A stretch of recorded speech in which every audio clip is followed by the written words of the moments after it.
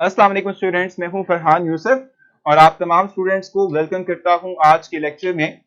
जैसे कि आप जानते हैं मैंने पोस्ट भी आप लोगों के लिए की थी और आप जो है देखते भी होंगे कि जो आप लोगों के लिए आज का डे जो था, ठीक है, उसमें जो मेंशन किया हुआ था वो था टेस्ट डिस्कशन। ठीक है, तो आज हमने करनी क्या है भाई, आज हमने टेस्ट डिस्कशन करनी है। हाँ, अगर आप लोग जल्दी से टेस्ट डिस्कशन कंप्लीट कर लेंगे तो फिर हम मूव कर सकते हैं फॉरवर्ड और हम नेक्स्ट जो है कुछ आगे चल लेंगे। तो सबसे पहले तो हमें टेस्ट को डिस्कस करना है। जल्दी से आप लोग क्लास को ज्वाइन कर लें। मुझे बिल्कुल जो है अंदाजा था कि कल जो है शाम के टाइम, यानी जो आप लोगों ने पोस्ट वगैरह की, इसमें मैंने आप लोगों का फीडबैक भी लिया था कि बहुत से इश्यूज आए हैं रिलेटेड टू बायोलॉजी, ठीक है, और फिजिक्स, और वो सर ने आपको क्लियर भी कर दिया है। मुझे उम्मीद है कि आप लोग उससे जो है सेटिस्फाई हो चुके होंगे। फिजिक्स के सर ने आप लोगों को टोटली क्लियर किया है कि किसी एक एमसीक्यू में क्यों प्रॉब्लम आया था, ठीक है, और किसी एक एमसीक्यू की जहां तक की बात है तो वो क्यों जो है रॉन्ग लगी थी। वो बिल्कुल आप बेफिक्र रहे, हमने इस चीज को सीरियस लिया है, ठीक है, और सीरियस लेने के बाद अब हम करेंगे क्या कि हमने जो है ना अब इस पे कुछ फर्दर स्टेप्स लेके आप लोगों को नेक्स्ट टाइम जो है ऐसा नहीं होने देना आप लोगों के लिए कि भी कोई प्रॉब्लम जो है आप लोगों के लिए आती हो। तो आप बेफिक्र रहें, आप लोगों के लिए इस तरह की कोई प्रॉब्लम नहीं आएगी नेक्स्ट टाइम, ठीक है जी। No issue in chemistry test. अच्छा जी सर, नहीं सर, आराम से डिस्कस करें। अच्छा, अभी यहाँ पे दो राय हैं कुछ की। कुछ कहते हैं, कामिल कह रहा है कि जी टेस्ट क्लियर है, डिस्कस मत करें, और यहाँ पर है जी केमिस्ट्री का टेस्ट तो क्लियर है, सही था। अच्छा जी, केमिस्ट्री का टेस्ट सही था, लेकिन देखो जो प्रॉब्लम्स आप लोगों को आई हैं, मतलब कि जो क्वेश्चंस आप लोगों को डिफिकल्ट लगे हैं, वो जरा मुझे आपने बता देनी है। मैंने आप लोगों के लिए रात को जो है जो टेस्ट था, ठीक है, उसकी आंसर की अपलोड कर दी थी। मुझे उम्मीद है कि आप लोगों सबके पास जो है वो आंसर की मौजूद होगी, ठीक है। हमारा क्या कसूर है माहदूर? देखो, आपका कसूर किसी का भी कसूर नहीं है। ये एक टेक्निकल वे के अंदर हम आप लोगों के साथ डील कर रहे होते हैं, तो उस टेक्निकल जो हम कहते हैं कि सैरत है, ठीक है, या आप लोगों तक पहुंचने वाली जो बात हमारी होती है उसमें समहाउ कुछ ना कुछ ये प्रॉब्लम्स आते रहते हैं, लेकिन बेफिक्र रहें, इसको भी हम जो है टैकल कर लेंगे। ये भी हमारे जो है रिजॉल्व हो जाएंगे। जिनके 90 में आए हैं उनके लिए मतलब उनके पास क्या जादू है? भाई उनके पास जादू नहीं है। उन्होंने भी जो है कुछ ना कुछ तो किया है, जाहिर सी बात है, एमसीक्यूज ही सॉल्व किए हैं, उन्होंने जो है उनका आंसर ही दिया हुआ है, जिनके मार्क्स उनके आए हुए हैं, ठीक है, कोई जादू तो हो नहीं सकता। अच्छा, वो मेरा बैग लेकर आना। अच्छा जी, चलिए अभी स्टार्ट करते हैं। पहले तो आप लोग बताएं कि कोई कंफ्यूजन आप लोगों को आ रही है टेस्ट में। अगर नहीं आ रही है तो फिर हम अपना यूजुअल डिस्कस करेंगे, यानी यूजुअल जो हमारे पास एक लेक्चर था, ठीक है, वो हम जो है आप लोगों के लिए डिलीवर करेंगे। अगर कंफ्यूजन नहीं होगी तो पहले हम टेस्ट डिस्कस कर लेते हैं। सो मैं इस पर टेस्ट ओपन कर रहा हूं, आप लोग मुझे एमसीक्यू नंबर बताएंगे। जो एमसीक्यू नंबर बताएंगे मैं पहले वो क्लियर करूंगा, और उसके बाद फिर यूनानिमसली जब आप लोग कहेंगे कि हम मूव कर सकते हैं टुवर्ड्स द नेक्स्ट पॉइंट, ठीक है, तो हम चल लेंगे आगे। मैं एक्सपेक्ट कर रहा हूं कि आप लोगों के पास टेस्ट होगा, तो मैं स्टेटमेंट राइट नहीं करूंगा, मैं सिर्फ और सिर्फ क्वेश्चन की जो है कॉन्सेप्ट को डील करूंगा और कॉन्सेप्ट आप लोगों को समझाऊंगा। तो मेरा बैग यहाँ आ चुका है और मैं बिल्कुल तैयारी से हूं कि मैं आप लोगों को नेक्स्ट पढ़ा सकता हूं। लेकिन अगर आप लोग चाहते हैं कि भी कुछ ना कुछ डिस्कस कर लें तो जरूर करेंगे। अच्छा जी, तैयबा कह रही है क्वेश्चन नंबर 22 और 23 जो है आप समझा दें। सो 22 और 23 जल्दी से डिस्कस कर लेते हैं। अच्छा भाई, वन बाय वन आपने देना है भी, एकदम से जो है आप लोग एमसीक्यूज देंगे, मुझे बताएंगे तो मुझे समझ नहीं आएगी कि भाई किसको डिस्कस करना है, किसको डिस्कस नहीं करना। सर आप एफएलपी मंडे को रखा करें, कर दें प्लीज, ठीक है। देखो, वो हमारा ये होता है कि हम ब्रेक नहीं डालते। 4 सब्जेक्ट टेस्ट के बाद एक एफएलपी आता है, फिर 4 सब्जेक्ट के बाद एक एफएलपी आता है, तो जो एफएलपी का डे है वो वेरी कर सकता है, ठीक हो गया। अच्छा, 12 और 25 भी है भी, और उसके बाद आपने कहा 99 वाला कौन बाय द वे? अच्छा जी, ठीक हो गया। तो एक तो आपने कहा 22, 23, ठीक है, एक आपने कहा 15, और एक आप सेकंड भी आ रहा है, उस्मा कह रहे हैं कि जी सेकंड भी करवा लें। तो आप वन बाय वन, जब मैं आप लोगों से कहूंगा तब आपने जो है मुझे क्वेश्चन करना है, टेस्ट डिस्कशन कर दें सारा। अच्छा जी, फिर यही मामला है कि आप लोग चूंकि जो है ना दो तरह की राय रखते हैं। अच्छा, बैग में क्या है भी? बैग में जादू है मानू, ठीक है। अच्छा चले भी, फिर ऐसे कर लेते, ऐसे हम कर लेते हैं, क्योंकि हमने डिसाइड किया हुआ था कि आज हमने करना है, तो मैं जल्दी जल्दी गो थ्रू करवाता हूँ तमाम एमसीक्यूज को, ताकि हमारा टाइम कम लगे। देखो, मैं यहाँ पर अगर आप लोगों का वेट करूंगा कि जो है आप लोग मुझे बताएं कोई एमसीक्यू जो आपने डिस्कस करना है, तो आप लोगों का टाइम भी ज्यादा होगा, मेरा भी ज्यादा होगा। हम वन बाय वन तमाम एमसीक्यूज को गो थ्रू कर लेते हैं, जहां प्रॉब्लम आएगी आप लोग मुझे बता देना, ठीक है। फर्स्ट वन देख लेते हैं, the mass of neutron is, the mass of neutron is, ठीक है, आप देख लें कि ये फर्स्ट स्टेटमेंट है, the mass of neutron is. देखो, मैंने आप लोगों को इसके नोट्स प्रोवाइड किए थे, इस चैप्टर के चैप्टर 5 के नोट्स प्रोवाइड किए थे, और इवन के उस नोट्स के अंदर आप लोगों को एक टेबल प्रोवाइड किया था जिसमें मैंने इलेक्ट्रॉन, प्रोटॉन और न्यूट्रॉन का मैस प्रोवाइड किया था, ठीक है। आपने वहां देखा होगा कि जो mass of न्यूट्रॉन था वो स्लाइटली थोड़ा सा ज्यादा था, यानी पॉइंट्स का डिफरेंस था, यानी कि अराउंड एक था हमारे पास, लेट्स सपोज ये कुछ अराउंड 675 के अराउंड, दूसरा कोई इसी के अराउंड जो है वो यानी कि 74 के अराउंड था, ठीक है, यानी कि बहुत माइन्यूट डिफरेंस था, ठीक है। समहाउ हम कहते हैं कि स्लाइटली डिफरेंट है, ठीक है, mass of neutron as compare to simple proton, ठीक है। सिंपल जो है हमारे पास क्या कहते हैं भी प्रोटॉन से, तो हम कहते हैं कि भी जो हमारे पास मैस ऑफ न्यूट्रॉन होगा, ठीक है, it will be slightly more then that of mass of proton, ठीक है जी। ये तो मसला नहीं है इसके अंदर, ठीक है, आपने साथ में बता देना है और कम से कम डिस्कशन आपस में करनी है क्योंकि फिर प्रॉब्लम आ जाएगा। अच्छा, आज क्या हुआ, केमिस्ट्री आज से फेवरेट सब्जेक्ट नहीं, क्यों मानो सब्जेक्ट की फेवरेट बन गया ये। अच्छा सर, एफएलपी का के लिए एक दिन गैप नहीं दे सकते यार, आपके नंबर ऑफ क्वेश्चंस कम हो जाएंगे। सेकंड क्वेश्चन देख रहे हैं जरा, कि थोड़ा टेक्निकल हो सकता है। The correct set of 4 quantum numbers, ठीक है, for the valence electron of radium, ठीक है। अब इसमें उसने एटॉमिक नंबर आपको प्रोवाइड किया हुआ था और एटॉमिक नंबर था बेसिक तौर पे, इसको हम राइट कर लें जल्दी से। एटॉमिक नंबर देखो जरा, रेडियम है, ठीक है, 6 V इक्वल्स टू 37, ठीक है। इसकी इलेक्ट्रॉनिक कॉन्फ़िगरेशन आपने राइट करनी थी। इलेक्ट्रॉनिक कॉन्फ़िगरेशन हमारे पास इसकी क्या हो सकती है, 1s2 2s2 2p6 3s2 3p6 4s2 3d, कितना आ जाएगा, अब देख लेते हैं, काउंट कर लेते हैं इसको, ठीक है जी। यहां तक हमारे पास 10 हो गए, ये हमारे पास 18 हो गए और ये हमारे पास हो गए 20। टोटल नंबर ऑफ इलेक्ट्रॉन 37 है। तो इसमें कितने आएंगे 3d के अंदर, 3d में आ जाएंगे 14। अब 3d के बाद कौन सा ऑर्बिटल आता है, जरा ये आपने देखना है। और मैंने आपसे कहा था कि आप n+l रूल का इस्तेमाल करते हैं, n+l रूल के अकॉर्डिंग इलेक्ट्रॉन्स की फिलिंग करते हैं, इलेक्ट्रॉनिक कॉन्फ़िगरेशन को आप राइट करते हैं, ठीक है। सो n+ रूल के n+l रूल के अकॉर्डिंग देखो कि 3d के बाद कौन सा आना चाहिए। देखो 3p की जहां तक बात है तो इसमें क्या होता है, 3+1 ये हमारे पास बनता है 4।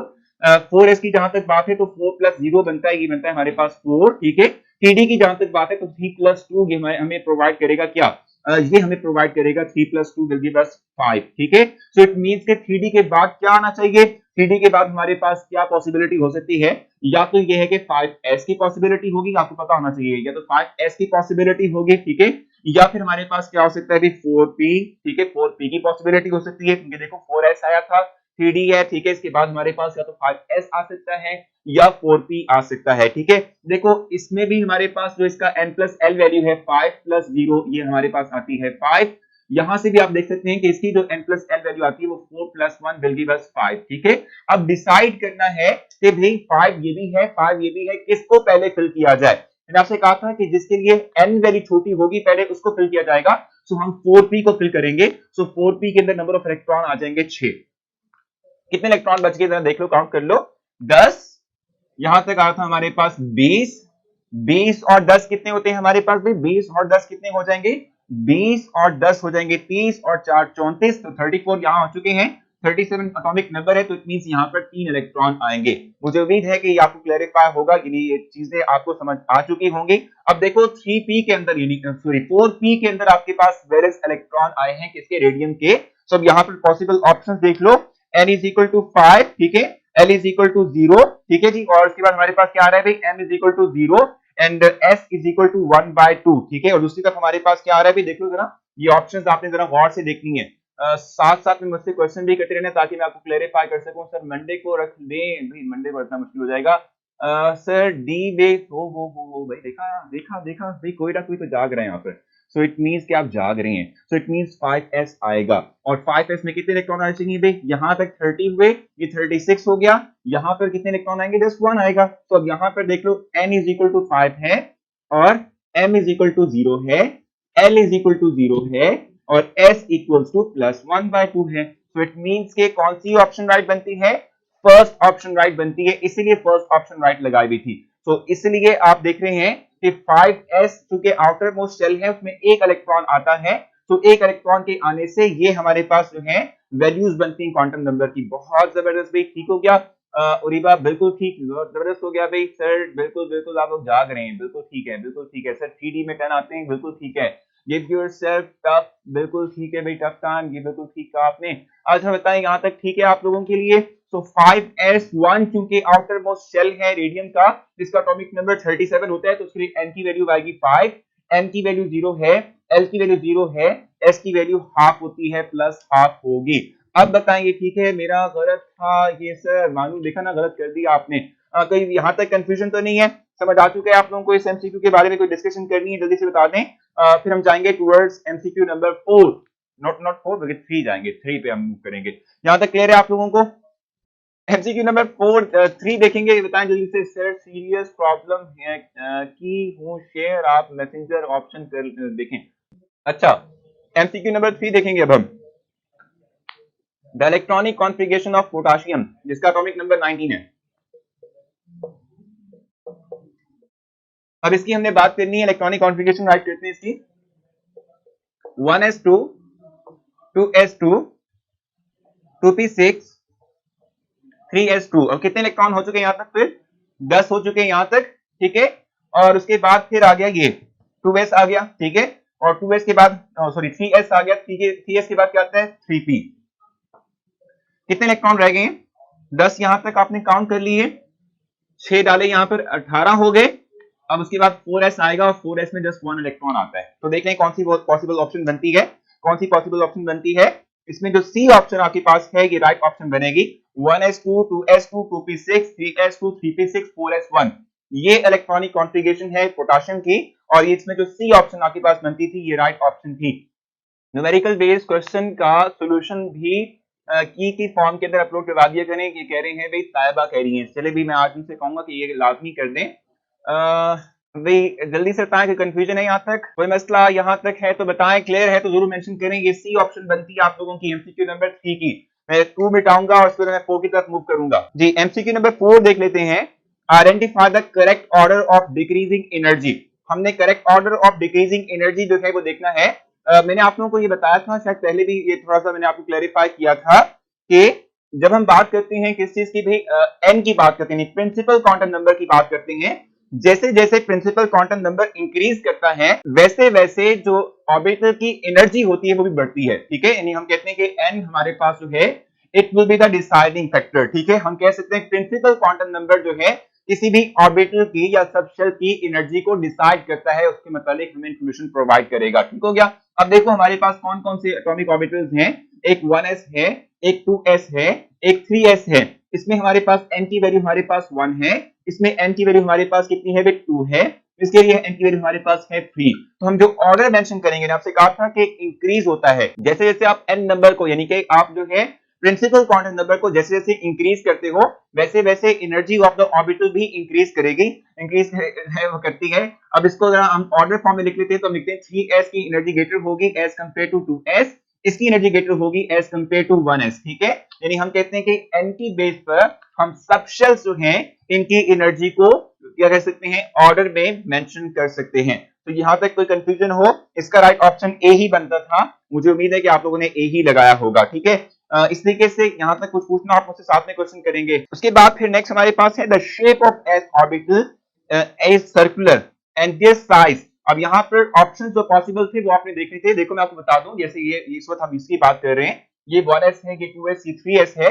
जैसे जैसे n की वैल्यू बढ़ती है, यानी जैसे हम कहते हैं प्रिंसिपल क्वांटम नंबर इंक्रीज करता है, वैसे वैसे जो हमारे पास शेप है वो तो सर्कुलर ही रहती है, लेकिन मैग्नीट्यूड जो हमारे पास सर्कल की है वो इंक्रीज करती है। इसका सर्कल स्मॉल साइज का होगा, ये लार्जर साइज का, ये और लार्ज साइज का हमारे पास बन जाएगा। यानी हम समझाओ कहते हैं जैसे जैसे कि हमारे पास प्रिंसिपल क्वांटम नंबर इंक्रीज करता है वैसे वैसे जो एटॉमिक ऑर्बिटल है, एस एटॉमिक ऑर्बिटल है, उसकी मैग्नीट्यूड भी बढ़ेगी।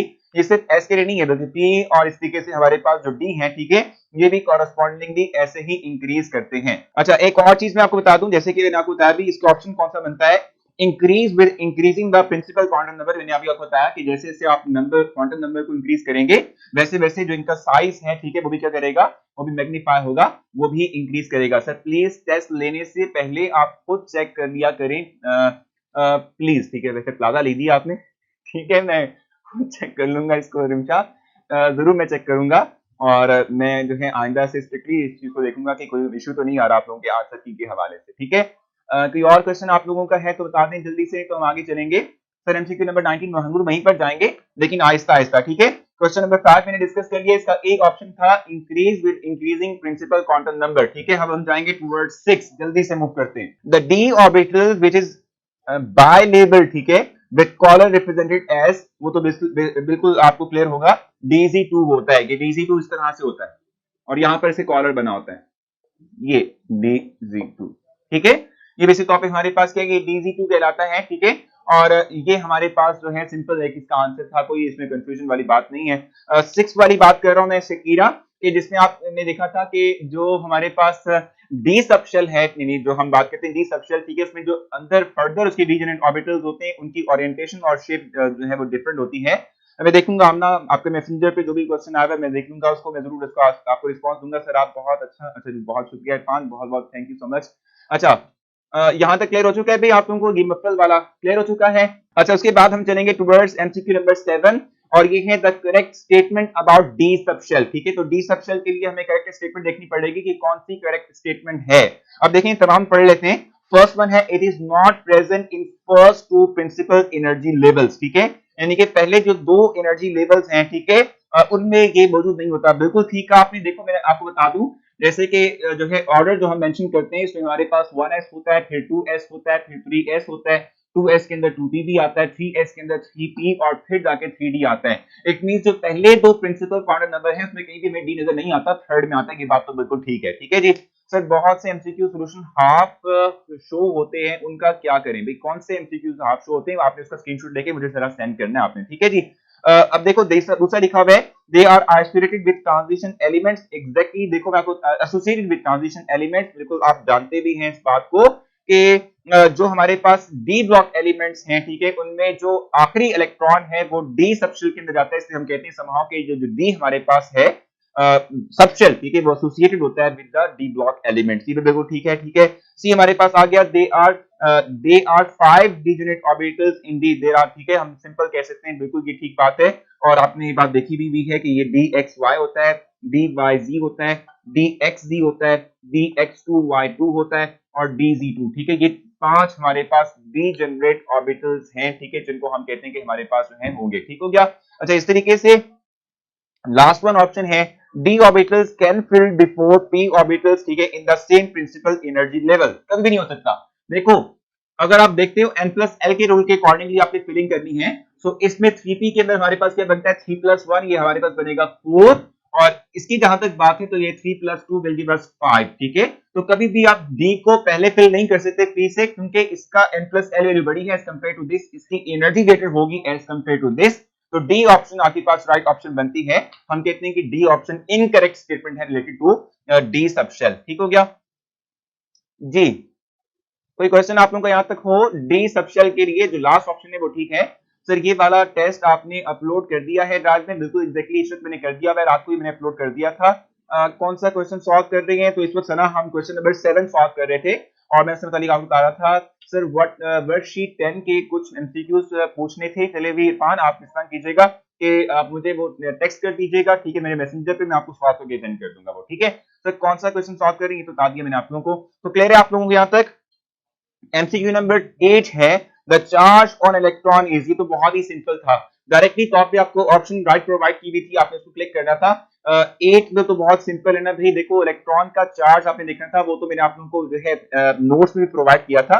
जब मैंने वो टेबल प्रोवाइड किया था तो मैंने इसमें इलेक्ट्रॉन, प्रोटॉन और न्यूट्रॉन का मैस भी प्रोवाइड किया था, इन पे जो चार्जेस आपने वो भी प्रोवाइड की थी, तो बहुत सिंपल सा है, ठीक हो गया। हाँ बिल्कुल भाई, ऐसा है कि भाई बहुत सिंपल सा टेस्ट बनाया था, क्योंकि कहा बहुत स्टूडेंट जो है ना वो क्लेम कर रहे थे कि बहुत मुश्किल आ रहा है, थोड़ा सिंपल भी होना चाहिए, ठीक है। अच्छा, टेस्ट में हमारे पास 9th क्वेश्चन क्या है, the E/m value for positive raise, ठीक है, in the discharge tube depends upon, वो तो नेचर ऑफ गैस पे डिपेंड करती है। मैं आपसे कहा था कि जो E/m वैल्यू होती है फॉर प्रोटॉन्स, E/m वैल्यू होती है फॉर प्रोटॉन्स, ठीक है, ये हमेशा डिपेंड करती है नेचर ऑफ गैस के ऊपर। क्यों? क्योंकि डिस्चार्ज ट्यूब में जो गैस है, ठीक है, उसके अकॉर्डिंगली हम कहते हैं मैस वेरी करेगा। जैसे हमने कहा था कि हाइड्रोजन के लिए E/m वैल्यू फॉर प्रोटॉन सबसे ग्रेटर होती है, क्यों? क्योंकि हमारे पास मैस ऑफ हाइड्रोजन सबसे कम होता है, इसलिए E/m वैल्यू जो है प्रोटॉन की फॉर हाइड्रोजन गैस सबसे ज्यादा होती है। ठीक है, अगर हम नेक्स्ट वन की बात कर ले, हीलियम का मैस ग्रेटर है एज कंपेयर टू हाइड्रोजन, तो मैस बढ़ेगा, तो ओवरऑल E/m वैल्यू कम हो जाएगी। तो हम ये बात कहते हैं कि it always depends upon the nature of gas, ठीक है सर। लेकिन किसी पर भी माइनस नहीं लगा हुआ था, देखो मैं आपको बता दूं, यहां पर जहां तक क्वेश्चन की बात है, ठीक है, ये जो आप क्वेश्चन इस पर देख रहे हैं उसमें चार्ज की मैग्नीट्यूड बताई गई है, यानी चार्ज की मैग्नीट्यूड जो है आपको कहा गया कि आप बता दें। देखो पॉजिटिव चार्ज जो सॉरी प्रोटॉन जो है उस पे भी चार्ज इतना ही होता है जितना की मैग्नीट्यूड मेंशन की भी है।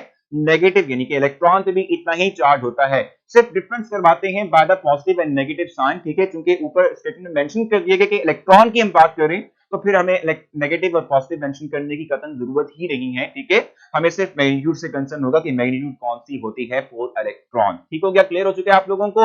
अच्छा अब आगे चलेंगे, नेक्स्ट वन हमारे पास है जी 10th one, spinning electron create, वो magnitude sorry magnetic field create करता है। आप जानते हैं जब भी चार्ज पार्टिकल मूव करता है तो चार्ज पार्टिकल के मूव करने से क्या होता है कि वो अपनी एक मैग्नेटिक फील्ड को डेवलप करता है। So magnetic field is the right option sir, book में तो था कि matter which gas is used, बिल्कुल भाई विच गैस इज यूज्ड तो उसी की बात कर रहा हूं ना मैं, कि it depends upon the nature of gas. Matter of gas का मतलब यही होता है ना, ठीक है, कि जो गैस हम ले रहे हैं इस पे डिपेंड करेगी E/m वैल्यू फॉर प्रोटॉन, क्योंकि मैस वेरी करता है डिफरेंट गैसेस का, जब मैस वेरी करेगा तो E/m वैल्यू भी वेरी करेगी। सो इसके अकॉर्डिंगली हम कहते हैं कि हमारे पास E/m वैल्यू चेंज होगी विद चेंज इन जो है mass of the gas. Nature of gas क्या फर्क है कंपोजिशन और नेचर ऑफ गैस में, देख लेते हैं भी ऑप्शन क्या लिखा हुआ है, कंपोजिशन ऑफ द गैस और नेचर ऑफ गैस। मैं आपको बता दूं कंपोजिशन की जहां तक बात है ना उसपे हम मिक्सचर को एज्यूम कर रहे होते हैं, मिक्सचर की बात हम कर रहे होते हैं, मिक्सचर को एज्यूम कर रहे होते हैं।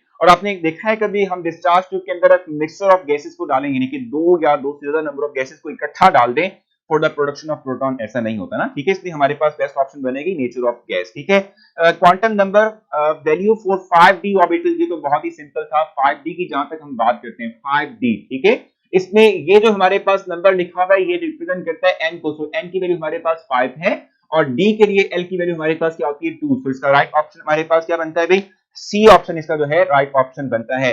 When the 6d atomic orbital is completely filled, ठीक है, the entering electron goes to, यानी जो नेक्स्ट इलेक्ट्रॉन जाएगा वो किस में फिल हम करेंगे, ये हम देख लेते हैं जल्दी से। आप लोग आपस में बातें कर रहे हैं, मींस कि आप लोग इंटरेस्ट नहीं ले रहे हैं इस चीज के अंदर कि आप लोगों के लिए ये चीज डिस्कस की जा रही है, तो इस चीज को आपने इग्नोर करना है, यानी आप लोग ने बात नहीं करनी। कल मैंने इतनी बड़ी कहानी गढ़ी थी, तकरीर की थी, उसका इंपैक्ट मुझे आज नजर नहीं आ रहा आप लोगों के ऊपर, ठीक है। अच्छा 6d कंप्लीट हो जाएगा तो फिर 7f हमारे पास है, 7f के लिए n प्लस l वैल्यू क्या होगी 7 प्लस 3 10 हो जाएगा ये, ठीक है। नेक्स्ट ऑप्शन आपके लिए है 7s, 7 प्लस 0 ये हमारे पास 7 हो जाएगा, ठीक है। इस तरीके से 7p है, 7p का मतलब क्या होता है 7 प्लस 1 ये हमारे पास आ जाएगा 8, ठीक है। इस तरीके से 7d है, 7d की जहां तक बात है हम देखते हैं कि 7 प्लस 2 ये हमें प्रोवाइड करेगा कितना भी 9, ठीक है। और हमने कहा कि 6d अगर कंप्लीटली फिल्ड हो जाए तो उसके बाद हम किसमें इलेक्ट्रॉन डालेंगे, 6d की जहां तक बात है तो इसमें हमारे पास क्या होता है 6 प्लस 2 ये हमारे पास होता है 8, यानी कि हम देखेंगे यहां पर कि 8 या 8 से ग्रेटर जो हमारे पास n प्लस l वैल्यू है उसमें इलेक्ट्रॉन को जाना चाहिए। एमसीक्यू नंबर 11 सॉल्व कर दें। देखो एमसीक्यू नंबर 11 अभी मैंने यहाँ पर आपको डिस्क्राइब किया था, जिसके बाद मैंने आपसे कहा था जैसे 5d है ना, सो 5d का मैंने अभी मेंशन यहाँ पे किया था, यहाँ पर अभी इसको डिस्क्लोज किया था। अभी 5d फिर लिख लेते हैं, बहुत सिंपल है ना, इसको क्लियर कर लेते हैं यहाँ पर, उसके बाद 5d जांच करते हैं। 5d है ना, ये हमारे पास एमसीक्यू नंबर 11 के अंदर ये हमारे पास प्रिंसिपल क्वांटम नंबर है, यानी कि n इज इक्वल टू 5 हो गया, और d के लिए हमारे पास l की वैल्यू क्या होती है वो 2 होती है। सो इसका राइट ऑप्शन मैंने कहा था आपसे कि ये हमारे पास c होता है, ठीक है। अब देखो 6d है, n प्लस l वैल्यू की है 6 प्लस 2 ये 8 आ जाएगी, तो इट मींस के नेक्स्ट इलेक्ट्रॉन जो है या तो वो 8 वाले में जाएगा या ग्रेटर देन 8 वाले में जाएगा, ठीक है। अब राइट ऑप्शन देख लो कौन सी हो सकती है, कौन सी पॉसिबल राइट ऑप्शन बन सकती है, सो वो ये बनेगी, क्योंकि ना तो वो 8 से लेस वाले में जाएगा और ना ही ये है कि अगर कोई 8 वाला है तो उसमें जाएगा, नहीं तो ग्रेटर में नहीं जा सकता। सो इसकी राइट ऑप्शन 7 बनती है। मैंने आप लोगों के लिए ये कैलकुलेट किया है, ठीक है, हमने कैलकुलेट किया इस चीज को। सर 19 करवा दें प्लीज, अभी करवाने लगा हूं, उसी तरफ हम जाने लगे हैं। 13 हमारे पास है n plus l value for 4f, ये तो आपने देख लिया, अभी 4f है ना, तो इसमें हमारे पास 4n आ गया, और f के लिए हमारे पास वैल्यू क्या आती है l इज इक्वल टू 3, सो ये हमारे पास बन जाएगा 7, ठीक है। ये बहुत सिंपल सा था। पॉजिटिव रेज गिव फ्लैश, ये जिंक सल्फेट जो हमारे पास है सल्फाइड, ठीक है, उसकी सरफेस के ऊपर ग्लो प्रोड्यूस करते हैं, हम कोटिंग करते हैं इनसाइड ताकि हम डिटेक्ट कर सकें कि हमारे पास जो है प्रोटॉन ये पॉजिटिव रेज जो हैं वो डेवलप हुई हैं। Free neutron changes into the proton and emission of, ठीक है, विद द इमिशन ऑफ। अब आप जब प्रॉपर्टीज ऑफ न्यूट्रॉन पढ़ेंगे, मैंने ये आपके जो है नोट्स में मेंशन किया था कि जब हम न्यूट्रॉन की बात करते हैं, एमसीक्यू नंबर 12 समझ नहीं आया जैनब, देखो मैंने आपसे ये बात कही, एमसीक्यू नंबर 12 की स्टेटमेंट अगर आप लोग देख लें, 12 में लिखा हुआ है कि जब 6d जो है कंप्लीटली फिल हो जाता है तो उसके बाद इलेक्ट्रॉन किस में जाएगा, तो n प्लस एल की वैल्यू को डिसाइड करती है कि किस में इलेक्ट्रॉन को जाना चाहिए। n plus L for S 7f 7s, ठीक है, 7p और 7d जो है इसलिए मैंने कैलकुलेट की भी है।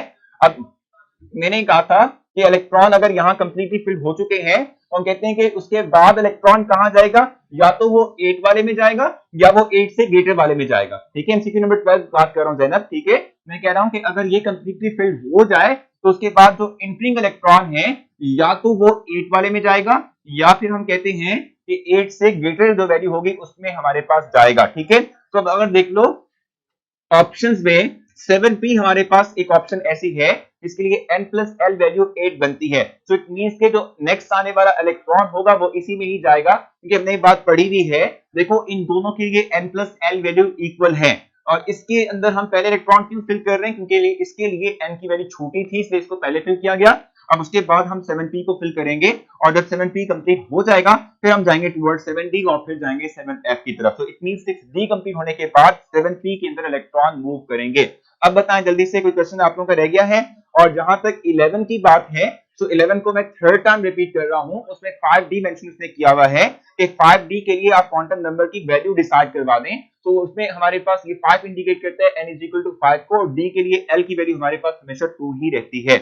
अब बताएं कोई मसला है आप लोगों को यहां तक?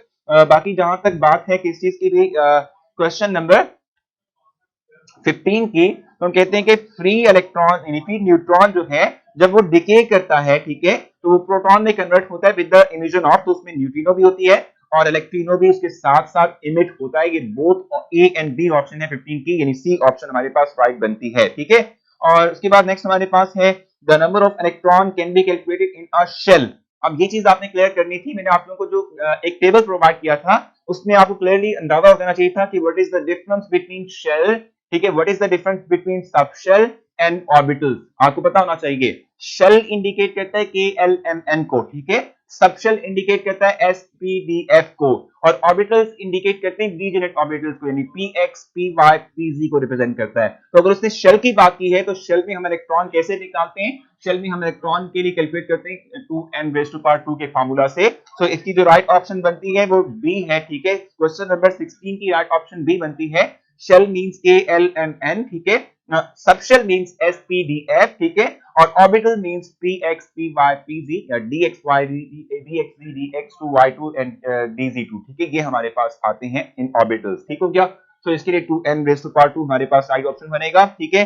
17 हमारे पास है which one of the following is not the property of cathode rays, तो उसमें आपने देखना है कि कौन सी प्रॉपर्टी नहीं है, ठीक है। सर जवाब दिया है, दिया ही नहीं, न्यूट्रिनो तो नहीं, एंटी न्यूट्रिनो होता है। देखो मैं आपको बता दूं कि इसमें जो हमारे पास पॉसिबल ऑप्शंस थे उसमें इलेक्ट्रॉन, ठीक है, और न्यूट्रिनो ही होता है, एंटी न्यूट्रिनो नहीं बनता, ठीक है। मालूम आप जरा उसकी स्टेटमेंट को जरा पढ़ लेना, ठीक है, वहां जो आपकी बुक में है ना उसमें प्रॉपर्टीज में देखना उसमें क्या लिखा हुआ है, ठीक हो गया। अच्छा, which of the following is not the property of cathode ray, ठीक है, इसमें आप देख लें move in a straight line, बिल्कुल ये मूव करते हैं। उसके अलावा कैन आयनाइज गैस, गैस को भी आयनाइज करते हैं। Show magnetic and electric field, जाहिर सी बात है क्योंकि चार्ज पार्टिकल है तो इनकी मैग्नेटिक और इलेक्ट्रिक फील्ड भी डेवलप होगी, ठीक है। और इसके साथ साथ can expel proton from the paraffin, ये गलत है, ठीक है, ये प्रोबेबिलिटी या पॉसिबिलिटी इनके पास नहीं होती, तो इसका राइट ऑप्शन सी बनता है। ये जो प्रॉपर्टी आप इस वक्त देख रहे हैं ये न्यूट्रॉन की प्रॉपर्टी होती है कि न्यूट्रॉन को हम जब बम्बार्ड करते हैं पैराफिन के ऊपर तो वो प्रोटॉन को एक्सपेल करता है। ये पिछला जो क्वेश्चन था उससे रिलेटेड था ये, ठीक है जी। सो इसकी भी जो ऑप्शन बनती है वो सी बनती है, the correct electronic configuration of chromium S. अब उसमें चक्कर जहां पे चल रहा था, स्टूडेंट क्लियर करना चाह रहे थे अपने आप को कॉपर और क्रोमियम के हवाले से, तो आगे क्वेश्चन का भी आंसर मैं साथ में लेता चलूंगा।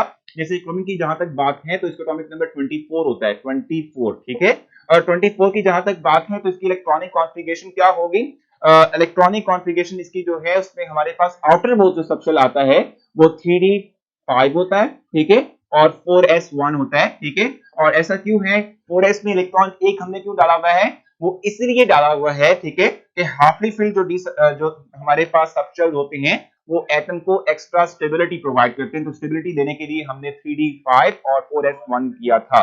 देखो जब तक हम उसको जो है इलेक्ट्रिक या मैग्नेटिक फील्ड नहीं देंगे प्रोटॉन को, जब तक इलेक्ट्रिक या मैग्नेटिक फील्ड नहीं देंगे या इलेक्ट्रॉन को, ठीक है, तब तक तो ये सीधे रेस में जाए, सीधे जो है पाथ में जाएंगे ना। जब तक हम इलेक्ट्रिक या मैग्नेटिक फील्ड नहीं देते सना, तब तक ये स्ट्रेट पाथ को फॉलो करते हैं। हाँ, जब हम इलेक्ट्रिक या मैग्नेटिक फील्ड देंगे तब ये जो है मूव कर जाते हैं, यानी कि ये जो है वो हम कहते हैं डेविएट कर जाते हैं फ्रॉम द स्ट्रेट लाइन। ठीक है, क्लियर है आप लोगों को यहाँ तक? सर वो मैग्नेटिक और इलेक्ट्रिक फील्ड में इफेक्ट होता है तो मूव स्ट्रेट लाइन। देखो आरटीएम, जब हम मैग्नेटिक इलेक्ट्रिक फील्ड अप्लाई करेंगे तब वो जो है अपने स्ट्रेट लाइन को हट जाएंगे, लेकिन जब तक हम इलेक्ट्रिक या मैग्नेटिक फील्ड अप्लाई नहीं करते तब तक तो स्ट्रेट लाइन में जाएंगे ना, वो स्ट्रेट लाइन को ही फॉलो करेंगे। तो ये उस वक्त की बात कर रहे हैं हम, ठीक हो गया।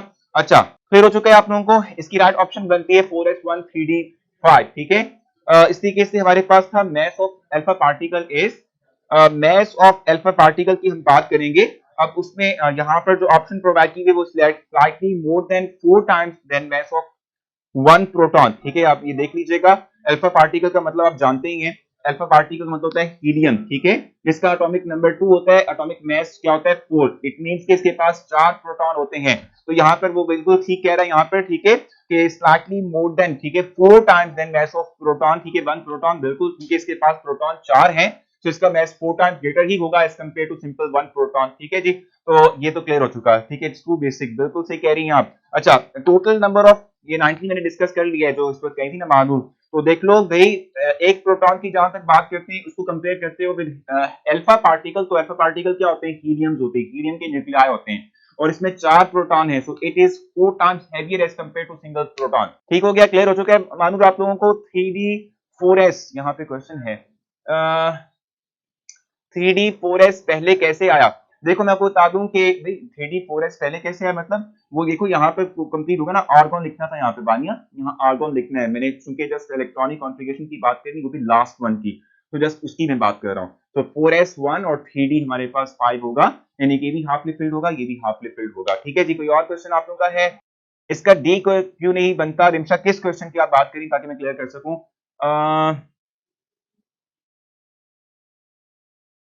हाँ, 4 टाइम मास ऑफ न्यूट्रॉन भी तो होगा। कैसे भी 4 टाइम मास ऑफ न्यूट्रॉन की आप बात कर रही हैं तो वो कैसे होगा? क्योंकि न्यूट्रॉन तो आप जानते हैं कि उसका मास ग्रेटर होता है एज कंपेयर टू प्रोटॉन।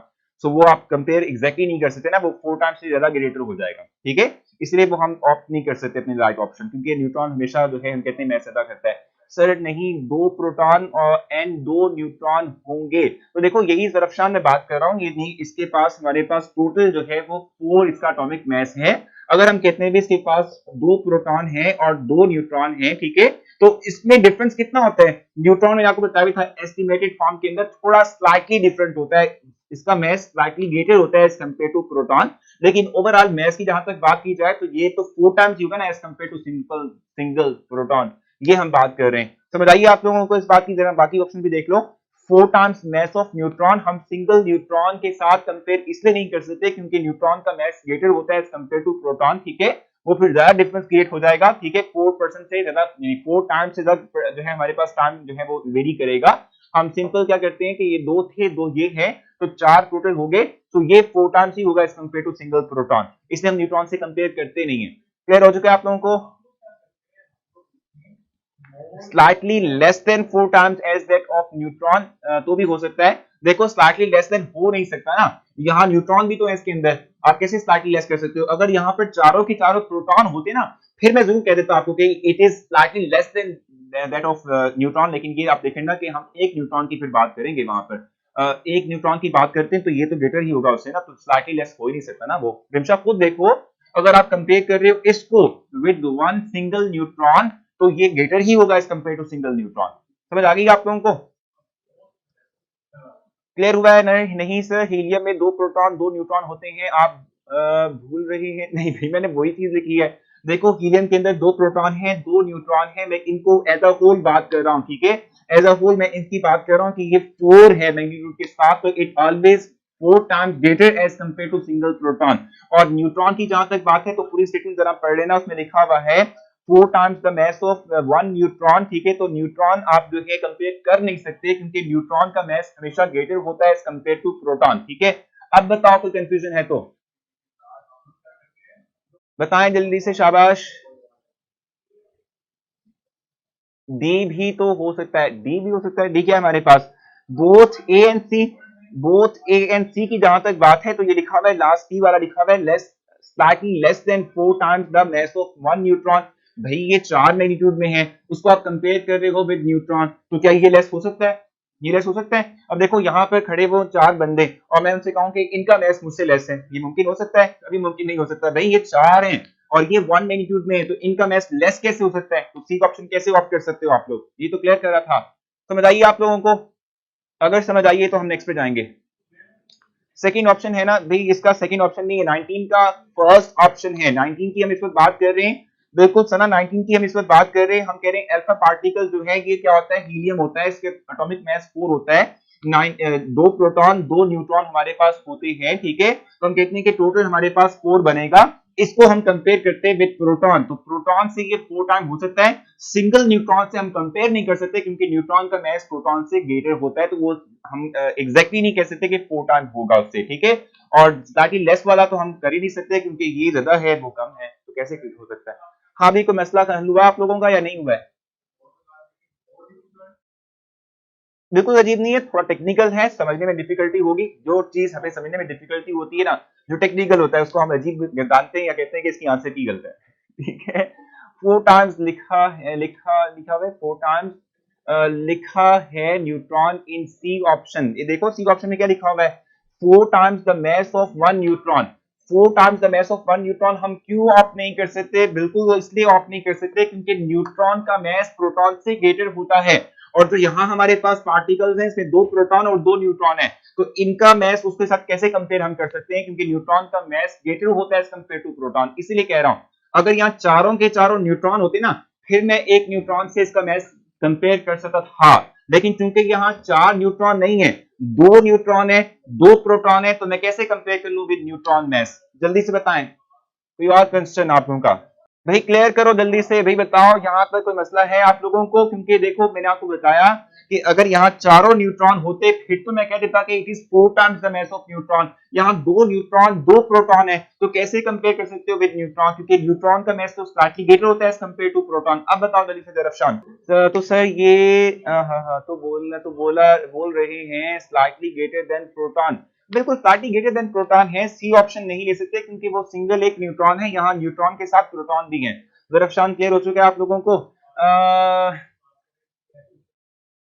भाई मानू देखो चीजें क्लियर करनी चाहिए, ठीक है भी, एमसीक्यू को लीव नहीं करना, चीजों को क्लियर करना है। देखो वो 2 न्यूट्रॉन 2 प्रोटॉन है, उसको कैसे कंपेयर कर सकते विद सिंगल न्यूट्रॉन, ठीक है। इसलिए था, इसलिए मैंने कहा था आपसे कि ये देखना पड़ेगा, ठीक हो गया।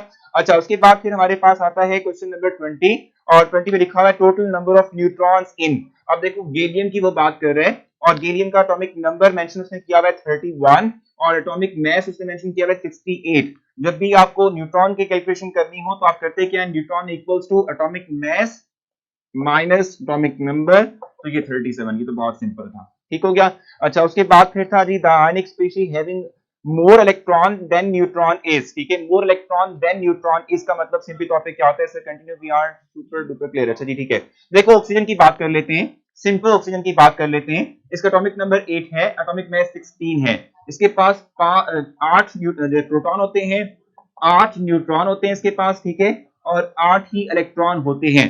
लेकिन अगर मैं ओ रेस टू पावर -2 की बात करता हूं, बिल्कुल ये 37 न्यूट्रॉन है, बिल्कुल सही कहा आपने, ये न्यूट्रॉन ही है यार, 37 न्यूट्रॉन है, ठीक हो गया। अच्छा अब देखो अगर मैं क्या करता हूं, 2 इलेक्ट्रॉन की एडिशन करता हूं तो इससे चार्ज आ जाएगा -2, क्या आ जाएगा? -2 चार्ज आ जाएगा। इसका मतलब ये हुआ कि इसने 2 इलेक्ट्रॉन ले लिए हैं, इसका मतलब ये हुआ कि इसके पास नंबर ऑफ इलेक्ट्रॉन कितने हो गए? अब 10 हो गए। तो स्टेटमेंट क्या कह रही है? स्टेटमेंट कह रही है the ionic species which having electron more than neutron, तो यही है ओ रेस टू पावर -2, बहुत सिंपल था। अच्छा the atomic number of an element is 21, how many electrons are present in M subshell, ठीक है, इन एम शेल। ये आपने देखना है। सर इसका ऑप्शन शो नहीं हुए थे मुझे, मैं क्या करूं अब? भाई ये तो रोले चलते रहेंगे, ठीक है, ऑप्शन तो होने चाहिए थे बिग क्लियर, मतलब शो होने चाहिए थे। कैसे हो सकता है कि ऑप्शन नहीं हुआ हो? लेकिन चलें उसको आपको फिर जो है देख लेते हैं इसको भी, हम के भी क्या आ रहा है, क्या मसला क्या आ रहा है। एमसीक्यू नंबर 19 हो गया, हाँ भी हो गया, तंजीला हो गया, तंजीहा हो गया, ठीक है। अच्छा क्वेश्चन नंबर, इस पर हम बात कर रहे हैं किस चीज की? 22 की बात कर रहे हैं तो एटॉमिक नंबर हमारे पास है 21, एटॉमिक नंबर हमारे पास है 21। अब देखो हम बात कर रहे हैं कि m में कितने, m शेल में कितने इलेक्ट्रॉन आएंगे। 21 को हम लिख लेते हैं के एल एम, के में आगे 2, दूसरे में आगे 8, ठीक है 10 पूरे हो गए। m में कितने आगे हमारे पास भाई, कितने आने चाहिए। देखो आप ये बात जानते हो कि जब हम बात करते हैं m की तो आप ये बात जानते हो 2n⁻² के तहत हम इलेक्ट्रॉन्स को कैलकुलेट करते हैं। तो इसमें 2 आ सकते हैं, इसमें हमारे पास 8 आ सकते हैं, इसमें 18 आ सकते हैं, तो 11 आएंगे यहाँ पर। ठीक है जी सर, इसका ऑप्शन एक मुझे भी नहीं हुआ था। चलिए भी वो देख लेते हैं कि किस तरीके से नहीं हुआ था, क्या हुआ था क्या नहीं हुआ था। ठीक है ये क्लियर हो चुका है आप लोगों को। 23 है कि is are isoelectronic with K plus. ठीक है तो अब यहाँ पर देखें जो ऑप्शंस आपको प्रोवाइड किए गए हैं, जैसे फास्फोरस है, ठीक है, उसपे -3 चार्ज रखा हुआ है, सल्फर पे -3 चार्ज रखा हुआ है, ठीक है, और उसके बाद फिर सिलिकॉन है जिसमें -4 चार्ज रखा हुआ है। तो इन तमाम के अंदर नंबर ऑफ इलेक्ट्रॉन्स इक्वल हैं विद के प्लस आयन। के प्लस पे कितने इलेक्ट्रॉन होंगे, एटॉमिक नंबर 19 है, इलेक्ट्रॉन इसके पास आते हैं कितने 19, लेकिन चूंकि +1 लिखा हुआ है इट मींस इसके पास एक इलेक्ट्रॉन कम हो जाएगा। समझ आ गई आप लोगों को। बाकी जो फास्फोरस है, ठीक है, उसका एटॉमिक नंबर हमारे पास कितना होता है 15, 3 इलेक्ट्रॉन दे दिए 18 पूरे हो गए। ठीक है जी, और उसके बाद फिर है जी हमारे पास सल्फर, उसका एटॉमिक नंबर कितना होता है 22 की समझ नहीं आई भी। 22 की जहां तक बात है ये तो बहुत सिंपल है ना, एटॉमिक नंबर आपको प्रोवाइड किया हुआ है 21। ठीक है अब आपसे कहा गया कि के एल एम, ठीक है, ये हमारे पास मेन शेल होते हैं। इसमें आप बता दें कि m में कितने इलेक्ट्रॉन आएंगे। तो पहले में 2 आते हैं, दूसरे में 8 आते हैं, रिमेनिंग कितने बच गए 11 बच गए, तो वो आ जाएंगे इनके अंदर, क्योंकि उसमें इलेक्ट्रॉन 18 आ सकते हैं। ठीक है जी, क्लियर हो चुका है आप लोगों को। बाकी फास्फोरस की बात हम करते हैं तो वो 15 एटॉमिक नंबर होता है। सो 15 में 3 इलेक्ट्रॉन आप ऐड करते हैं तो वो हो जाएगा 18। इस तरीके से सल्फर की बात है तो एटॉमिक नंबर 16 होता है, 2 इलेक्ट्रॉन आप डालते हैं और तो हम कहते हैं कि ये हो जाएगा 18। सिलिकॉन की जहां तक बात है तो इसका एटॉमिक नंबर होता है 14, तो 4 इलेक्ट्रॉन आप डालेंगे और तो बन जाएगा 18। ठीक है ये भी क्लियर हो चुका है। विच electronic configuration represents the most stable configuration, ठीक है, of 3 electron for the ground state in the elements of 5a। अब 5a की जहां तक बात है आप ये देख लीजिएगा कि 5a जो है, 5a की हम बात करते हैं, 5a जो है इसको हम इसे राइट करते हैं ना 5a। ठीक है इसकी जहां तक बात है, इसके देखो मैं बता दूं कि जो हमारे पास ग्रुप नंबर होता है ना, it indicates the number of electron present in the outermost shell. तो इट मींस इसके पास नंबर ऑफ इलेक्ट्रॉन कितने होंगे 5 होंगे। और इनकी जनरल इलेक्ट्रॉनिक कॉन्फ़िगरेशन देख लीजिएगा, वो होती है ns2 और np3 होती है। और जहां तक np3 की बात है, सो np3 में हम कहते हैं npx1 होगी, npy1 होगी, npz1 होगी। ठीक है सो ये मोस्ट स्टेबल इलेक्ट्रॉनिक कॉन्फ़िगरेशन है। 24 का सी ऑप्शन बिल्कुल ठीक रहेगा। ठीक है ये तमाम रूल्स को भी फॉलो कर रहा है, फूड्स रूल, पर्पन रूल, ठीक है, और पास्ट जितने भी हमारे पास रूल्स थे, ठीक है जी, इन तमाम को जो है ये क्या कहते हैं फॉलो करेगा। अच्छा जी, 2 electrons in the same orbital should have opposite spin according to, ये तो बहुत सिंपल है, पोल एक्सक्लूजन प्रिंसिपल है। सर हम 4s को पहले फिल करते हैं और है ना, एक दफा मैं शेल वाला बताएं।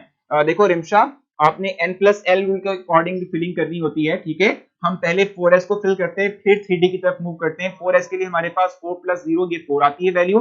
3d के लिए अगर आप देखते हैं तो 3 + 2 ये हमारे पास 5 आती है। तो जिसकी 4 यानी जिसकी n+l वैल्यू छोटी होती है पहले वो फिल होता है, तो 4s पहले फिल होगा, 3d बाद में फिल होगा। ठीक है भाई, अब रिमशा मैंने आपके साथ साथ ही आंसर दे दिया आपको। हाँ भाई ये हो गया क्लियर आप लोगों को यहाँ तक। सर एमसीक्यू नंबर 25 कह रही हैं आप, तो 25 मैंने भी आपको बताया कि अच्छा the total number of lobes in all the d orbitals, यार ये बिल्कुल 18 होती हैं, 18 होती हैं। ठीक है टोटल नंबर ऑफ लोब्स, ठीक है ये 18 हमारे पास होती हैं। स्ट्रक्चर ऑफ डी सबशेल देखा आपने, मैं ये बनाऊंगा नहीं भाई कॉम्प्लिकेटेड है। ठीक है स्ट्रक्चर ऑफ डी सबशेल देखें अपनी बुक पे भी, और जो मैंने आप लोगों को नोट्स प्रोवाइड किए थे उस पर भी। ठीक है जो डी एक्स वाई था उसमें भी 4 लूप्स थी, डी वाई जी था उसमें भी 4 लूप्स थी, 4 और 4 8 हो गई। डी एक्स जी था उसमें भी 4 लूप्स थी, तो 4 4 4 ये कितने हो गए 12। ठीक हो गया। इस तरीके से जो d x two y two था उसकी भी 4 लूप्स थी, तो ये 4 मजीद ऐड किए 16 हो गए। डी जी टू जो था उसकी सिर्फ 2 लूप थी मफरल वाला ना, तो 18 टोटल लूप्स बनती है, 18 लूप्स बनती हैं। ठीक है आपने शेप देखनी है उसकी। ठीक हो गया। 27 है the degenerate orbitals of F subshell, यार ये तो बहुत ही सिंपल था ना। एफ की जहां तक बात है तो इसके 7 होते हैं, 7 डीजेनेरेट ऑर्बिटल्स होते हैं, सिंपल 7 डीजेनेरेट ऑर्बिटल्स होते हैं। 18 हाउ कर लिया आर टीम, बहुत पीछे रह गए हो, ठीक है। जिनके बताएं, गिन के बताएं भाई। D x y 4, d y z 4, d x z 4, d x two y two 4, ये कितने हो गए 16। और डी जो डी हमारे पास होता है डी जी 2 होता है, उसमें 2 होते हैं, तो टोटल 18 हो गए ना, ठीक है। क्लियर हो गया।